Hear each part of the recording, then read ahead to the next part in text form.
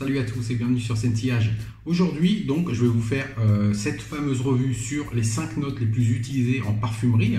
Donc, j'ai décidé de faire, comme j'avais demandé dans les sondages, j'ai décidé de faire un mix entre fragrances homme et unisexe, parce qu'il y a beaucoup de fragrances unisexes de nos jours. Donc, il faut évidemment compter avec. Donc, je vous fais cette vidéo. C'était un peu un ultimatum pour moi. Il fallait que je la fasse aujourd'hui. Parce que j'ai eu un petit imprévu en fait, et je vous expliquerai pourquoi à la fin de la vidéo. Donc on va commencer avec la première note, donc parfum homme unisexe. Quelle est la note numéro 5 la plus utilisée en parfumerie? Eh bien c'est la vanille. Ok, donc je vais vous montrer, j'ai des petites huiles essentielles que moi j'aime beaucoup, que je mets dans le diffuseur et que même au niveau des encens, tout ça j'aime beaucoup. Oui, ça c'est de la vanille, ok? C'est de la fleur de vanille. Alors la vanille, c'est une note répandue évidemment qui est très connue. C'est probablement la note la plus connue, la vanille. Donc à la base c'est une note de fond qui est orientale. Toutes les fragrances orientales ont de la vanille quasiment. C'est une note qui est sucrée, qui est chaude, qui a des aspects fleuris, qui a un côté un peu gourmand, suave. Et qui est plutôt, c'est assez doux la vanille. Et c'est bien la vanille parce que dans une fragrance où il y a des notes fortes, ça va adoucir, ça va tamiser le rendu de la fragrance, la vanille. C'est une fragrance qui est riche, c'est une fragrance, excusez-moi, une note qui est riche, la vanille. C'est très très riche la vanille. Et en général, quand il y a un parfum avec de la vanille, ça laisse toujours, la vanille est toujours dans le sillage, ok? Il y a plusieurs sortes de vanille. Il y a la vanille classique qui est plus côté sucré, gourmand. Et il y a d'autres vanilles comme la Black Vanilla, ce qu'on appelle, qui est un peu plus sombre, un peu moins sucré. Et c'est une très belle note, la vanille, hein, évidemment. Il y en a dans beaucoup de parfums, énormément de parfums. Et donc, ce que je vais faire, c'est que maintenant, à chaque fois que je vais vous présenter une note, je vais vous présenter 2 fragrances qui contiennent de la vanille. Une du côté designer et une de niche. Donc, les 2 fragrances que je vais vous présenter. Alors la première c'est ce parfum que j'ai reviewé il n'y a pas très longtemps, qui est Mercedes Club Black, qui est un superbe parfum à base de vanille. Il a des notes boisées, il a de l'encens, il a du benjoin aussi, ce qui renforce la vanille encore. C'est un très très beau parfum d'automne-hiver, plus pour les soirées, mais excellent parfum pour le prix. Regardez ma revue si vous ne l'avez pas vu, ce parfum vaut vraiment le coup. Donc c'est Mercedes-Benz Club Black.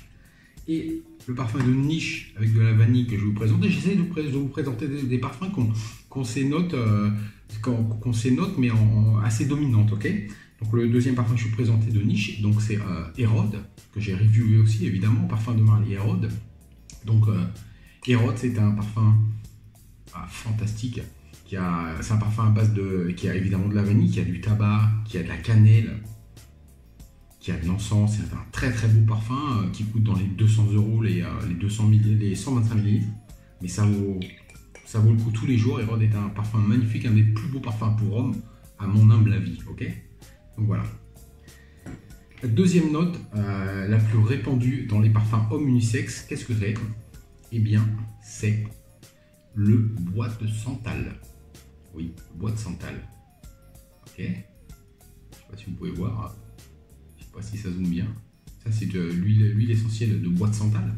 Donc le bois de santal, moi j'étais un peu surpris parce que c'est vrai que je voyais le bois de santal dans beaucoup de fragrances, mais j'imaginais pas il allait être plus présent que par exemple le bois de cèdre qu'on voit dans beaucoup de fragrances aussi, hein, évidemment. Oh, j'ai fait tomber le bouchon, excusez-moi. Je reviens. Donc le bois de santal, donc c'est une note c'est un bois, donc c'est boisé, évidemment. C'est une note de fond aussi qui est orientale. C'est une note qui est très douce et riche en même temps.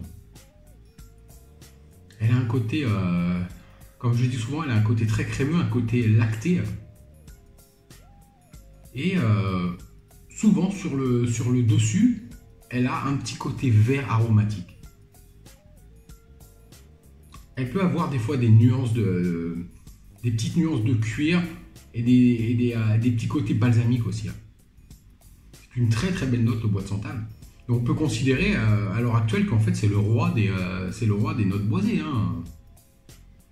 Je pensais pas qu'il y avait autant de boîtes Santal partout, j'en voyais, mais je pensais que c'était assez récent dans la parfumerie, et finalement non. Quand j'ai fait la recherche, je me suis rendu compte que le bois de Santal était présent dans énormément de parfums.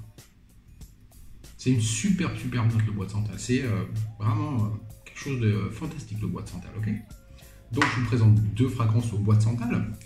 Alors, les fragrances que je vais vous présenter, ce ne sont pas des fragrances au bois de Santal dominant, ok? Parce que elles sont présentes dans les fragrances que je vais vous présenter, mais elles ne sont pas super dominantes. Je vais vous donner des noms de fragrances dominantes si vous voulez essayer des notes de bois de Santal prominentes. Vous allez avoir Santal 33, le Labo, par exemple. Vous allez avoir Santal Blush de Tom Ford, ou encore Comme des garçons, Wonderwood, par exemple. Mais il y en a d'autres, hein, okay. Donc moi, je vais vous présenter. Donc, le premier que je vais vous présenter, c'est un designer, donc c'est Zadig & Voltaire. Cette belle fragrance qui a aussi de la vanille, de l'encens et du bois de Santal. Le bois de Santal supporte bien le duo vanille-encens. Et là, par exemple, comme je vous disais, pour la vanille, c'est une vanille qui n'est pas vraiment sucrée. C'est une sorte de black vanilla. Il est très beau, Zadig & Voltaire. Il coûte pas cher. C'est un parfum qui est unique. Qui a cet encens d'église un peu. Ça, plus cette vanille assez dark. Et l'encens et le bois de Santal, ça donne un très beau mélange. C'est Zadig & Voltaire, This Is Him. Et le deuxième que je vais vous présenter, c'est un parfum de niche. Le bois de Santal n'est pas la note principale dans cette fragrance, mais elle épaule très bien le reste des notes prominentes de cette fragrance. Ça doit être la troisième note la plus prominente, et c'est Creed Royal Oud. Donc Creed Royal Oud, c'est un parfum très boisé, très classe, qui s'adresse à des gens d'au moins 35 ans, pour moi. Et la note principale, il va avoir du bois de cèdre, il a du oud évidemment, mais qui est un peu derrière, même plus que le bois de Santal. Et qui a du poivre rose. C'est un très beau parfum exceptionnel. Pour moi, c'est le meilleur Creed sur le marché. C'est Royal Oud. Et donc, ces deux fragrances ont des belles notes de bois de Santal. Numéro 3. Numéro 3 des notes. Et ça va être... Alors, j'ai pas l'huile essentielle, mais je vais vous montrer à l'ancienne. C'est le patchouli. Ok? Donc, le patchouli... c'est une note ancestrale, le patchouli. J'aime bien les encens patchouli, de temps en temps j'en mets dans la maison, j'aime bien. Ça vous rappelle un peu... c'est à l'ancienne, hein, attention, c'est mai 68 le patchouli. Hein. Alors, sur un encens patchouli, vous n'allez pas retrouver exactement ce que vous avez dans les parfums en fait. Hein. Donc c'est une note de fond qui est très terreuse, qui a un côté sucré des fois aussi, qui est boisé en même temps. Et ici, c'est plus aromatisé au niveau de l'encens, hein. Mais dans la parfumerie, ça va être quand même assez sombre. Vous avez deux types de patchouli. Vous avez celui qui fait un peu dirty, un peu sale, un peu sombre, et vous avez un patchouli qui fait beaucoup plus clean. C'est les deux gros patchouli qu'il y a dans la parfumerie en fait. Et donc, en fait, le patchouli, la note de patchouli va rendre... en général, le patchouli rend les fragrances capiteuses quand c'est des patchoulis dominants, ok? Et c'est quand même intense hein, comme senteur. Hein. Même comme ça, où ce n'est pas une huile essentielle, vous sentez qu'il y a une certaine intensité qui se dégage. Et honnêtement, quand on connaît un peu les notes, on se rend compte qu'une fragrance qui a beaucoup de patchouli, c'est une fragrance qui va être assez dur à apprécier, parce que le patchouli n'est pas une note facile. C'est une des notes les plus dures dans la parfumerie. Aussi dur que le oud, quand le patchouli est dans ce côté un peu sale, un peu, vous voyez, c'est largement aussi compliqué que le oud à apprivoiser le patchouli. Hein. Il y a un côté un peu... il y a ce côté un peu dirty, sale, un peu poussiéreux. Et ça a un côté un peu humide, le patchouli. C'est marrant, comme je vous disais, c'est une très vieille note, le patchouli. C'est peut-être une des notes les plus anciennes qui existent dans la parfumerie. Je suis pas sûr, mais je pense. Du patchouli, on en a toujours vu dans les parfums. Et c'est une très très belle note. Très très belle note qu'il faut aimer, hein, parce que c'est pas donné à tout le monde d'aimer les patchouli forts dans les fragrances quand ce sont les notes les plus importantes. Donc je vous présente deux fragrances à base de patchouli, une designer, une niche. Okay. Donc la première évidemment c'est Angelman de Thierry Mugler.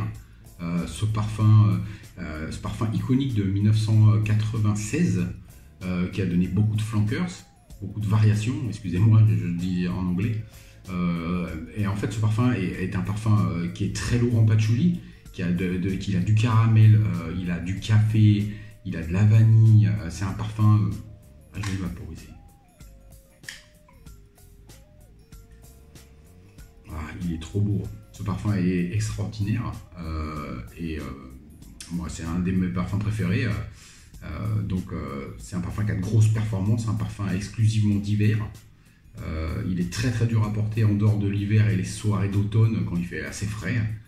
Donc voilà, un vrai parfum à patchouli. Okay. Et le niche que je vais vous présenter, le niche. Il a un prix de niche, mais en vérité c'est un designer, hein. Techniquement c'est un designer, c'est Tom Ford Noir de Noir. Okay, donc Tom Ford Noir de Noir, c'est un parfum qui est à base de rose et de oud, comme on fait beaucoup dans les parfums Middle East, mais Tom Ford a réussi avec ce mélange oud-rose à créer quelque chose qui va se mettre entre l'Orient et l'Occident en fait. C'est un parfum vraiment profond qui a de la truffe, il a du safran, il a de la vanille aussi. Rose, oud et patchouli, vraiment à haute dose. C'est un super parfum, le parfum de la Saint-Valentin comme on l'appelle. Il a cette vibe chocolat, il sent la rose et le chocolat, ce qui est l'emblème de la Saint-Valentin en fait. Hein. Donc c'est Noir de Noir et c'est mon deuxième parfum à base de patchouli. Numéro 2. Alors, numéro 2, c'est la bergamote. Alors, la bergamote, c'est la seule note de tête qui va être dans ces 5 notes les plus répandues. Alors, la bergamote, c'est une note de tête qui est assez volage, qui est citronnée, mais qui est amère en même temps, qui a un côté citrique en fait. C'est une note légère, hein, qui a des petits côtés épicés, des petits côtés fruités. Ça fait partie évidemment de la famille des Hesperidae. Et j'ai une petite idée pourquoi la bergamote est une des notes les plus répandues. C'est quand même frais, c'est tonique, vous voyez. Et en fait, la bergamote est un des ingrédients les moins chers. L'huile de bergamote est un des ingrédients les moins chers sur le marché. Donc c'est pour ça probablement qu'il y en a dans beaucoup de parfums. Il y a énormément de parfums qui ont de la bergamote. Alors, il n'y a pas beaucoup de parfums qui ont de la bergamote en note principale. C'est souvent une note de tête qui va s'évaporer assez rapidement. Mais donc, comme je vous disais, le prix au kilo de l'huile de bergamote n'est pas cher. Et aussi, il paraîtrait, ce qui ne m'étonnerait pas, que la majeure partie de la production de bergamote est contrôlée par la mafia calabraise. Okay, donc c'est fort probable. Est-ce qu'il ne pousse pas un peu les gens à mettre de la bergamote un peu partout? On ne se prononcera pas, mais c'est une hypothèse. Okay, donc je vous présente deux parfums avec de la bergamote. La bergamote, vous n'allez jamais trouver un parfum avec de la bergamote en note principale. C'est rare, à part le labo, le bergamote 22, des choses comme ça. Mais après, c'est assez rare. Donc je vous présente deux designers que j'aime beaucoup, enfin un designer et une niche. Le premier c'est Lalique White, de Lalique évidemment. Donc ce parfum, il a des feuilles de citron, il a donc de la bergamote, il a du tamarin. Oh, il est mortel. Il a un peu épicé, il a du poivre aussi. C'est un super parfum, un parfum qui fait très professionnel en fait. C'est le parfum que je mettrais pour si j'allais à un entretien d'embauche en fait. Il fait sérieux et il fait frais en même temps, mais il a un côté quand même assez élégant. J'adore ce parfum. C'est ce parfum qui a inspiré Parfum de Marly Galloway. La bouteille blanche aussi, pareil. Hein. Celui-là est sorti 5 ans avant Galloway. Et on peut retrouver la vibe, la Lick White dans Galloway, même si Galloway est plus raffiné, a de meilleures performances, c'est normal, c'est pas le même prix du tout. Hein, ok, donc la Lick White, c'était mon designer. Et donc, le niche où je vais présenter, où il y a beaucoup de bergamote, même si les autres notes, évidemment, des gens qui vont dire, bah, il y a des autres notes plus prominentes. C'est vrai, mais la bergamote est très présente dans Creed Aventus, évidemment. Donc, évidemment, on connaît tous Creed Aventus, on ne va pas le présenter. Hein. Ananas, bouleau, cassis, vanille et bergamote, une superbe note de bergamote. Aventus, c'est quelque chose. Hein, okay. Creed Aventus, on va prendre une niche pour la note de la bergamote. Et le numéro 1, la note la plus répandue dans la parfumerie, eh bien, c'est le musc. Okay. Donc le musc, ça c'est du musc blanc en huile essentielle, hein, ok. Donc le musc, alors le musc c'est une note très particulière aussi, hein. C'est une note de fond évidemment. Il y a des muscs, la plupart des muscs d'aujourd'hui sont synthétiques, ils viennent souvent des plantes. En fait, à la base, le musc c'est une note qui vient d'un animal, qui est le cerf. Et en fait, c'est une matière qui est sécrétée à l'intérieur d'une glande qui se trouve dans l'abdomen. Et quand on prélevait le musc, il fallait tuer le cerf. Donc évidemment que c'est interdit maintenant, et Dieu merci, c'est très bien. On ne va pas tuer les cerfs que pour le musc. Donc maintenant, il y a beaucoup de muscles synthétiques, même si on a des naturels aussi. Donc le musc blanc, alors le musc blanc, c'est un muscle particulier quand même. C'est un muscle qui est très doux, qui est soyeux. Et par contre, il y a d'autres muscles qui sont beaucoup plus animaliques, même s'ils sont synthétiques. Hein. En fait, le cerf, ça fait partie de ces... comment vous expliquer, de ces... vous savez, dans le temps, on se servait des animaux pour faire des matières premières des animaux, comme l'ambre gris. L'ambre gris, en fait, c'est du sperme de baleine. Vous avez la civette, le castorium, et vous aviez le musc en fait, et tout est interdit maintenant. Hein. Tout est réglementé, et c'est normal en fait. Hein. Il faut qu'on fasse avec. Hein. Il ne faut pas tuer les animaux pour faire des parfums, quoi. Donc le musc, vous avez des muscles. Donc ce musc blanc qui est très doux, soyeux, vous avez le côté musc qui va être plus animalique. Après, c'est différent le musc. Alors j'ai une hypothèse aussi. Pourquoi le musc serait la note la plus utilisée en parfumerie. Et en fait, c'est parce que vous savez que dans les parfums, il y a 80% d'alcool, quasiment dans tous les parfums, 80% d'alcool. Et en fait, le musc sert de fixatif pour l'alcool.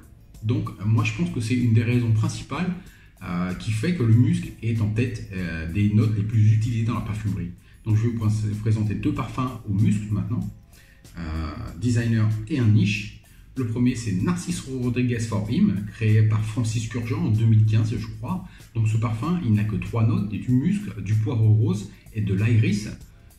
Si vous connaissez Narciso Rodriguez, vous savez que cette compagnie, cette maison, ne peut pas faire une fragrance sans mettre du musc dedans. Ce sont les spécialistes, toutes catégories du musc. Ce parfum est fantastique, je crois qu'il est discontinué, je ne suis pas sûr, mais j'ai entendu dire qu'il était discontinué.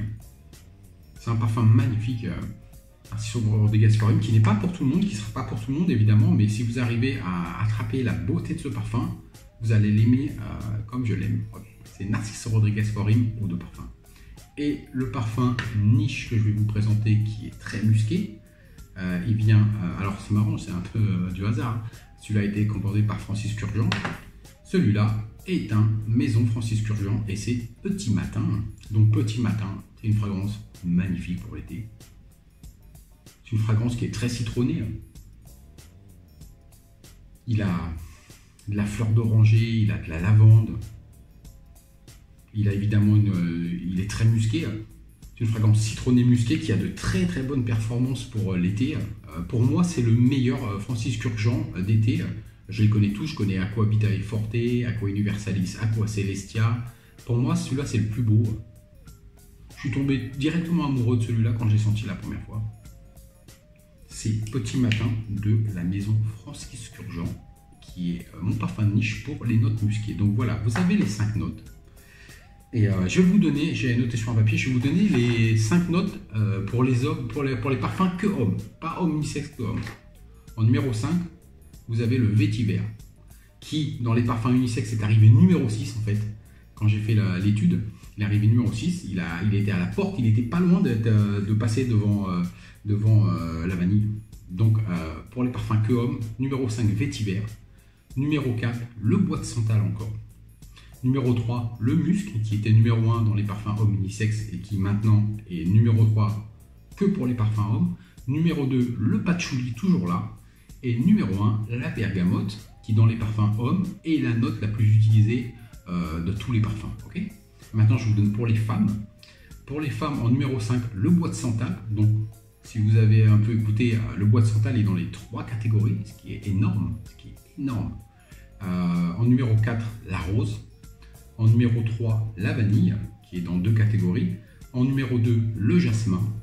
Et en numéro 1, le musc encore. Okay, donc le musc est la superstar des notes dans la parfumerie. Et même si c'est une note qui n'est pas facile à aimer quand c'est du musc dominant, c'est très spécial le musc. Hein.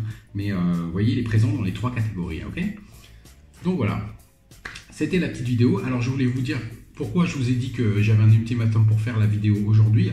Parce qu'en fait...